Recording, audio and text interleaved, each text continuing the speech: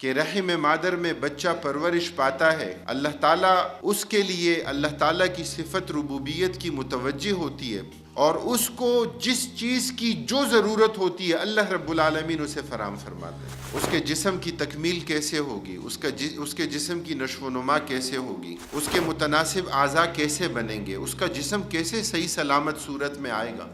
तुम इसके खालिक नहीं हो, खालिक की ज़ात अल्लाह रब्बुल आलमीन की ज़ात है। अल्लाह रब्बुल आलमीन की ज़ात के अल्लाह ताला ने इसकी हयात और मौत भी लिखी, अल्लाह ताला ने इसकी इस्तेदाद और सलाहियत भी लिखी, अल्लाह ताला ने इसकी तकदीर में इसका शकी होना, नेकबख्त होना या बदबख्त होना, अल्लाह रब्बुल आलमीन ने वो सारी हकीकत इसकी लिखी कि कितनी ज़िंदगी जिएगा, कब इसकी मौत वाक़ होगी और इसका ख़ात्मा कहाँ होगा। इख्तिताम तम्मत बिल खैर की कैफियत होगी या फिर इख्तिताम इसका ईमान पर नहीं होगा।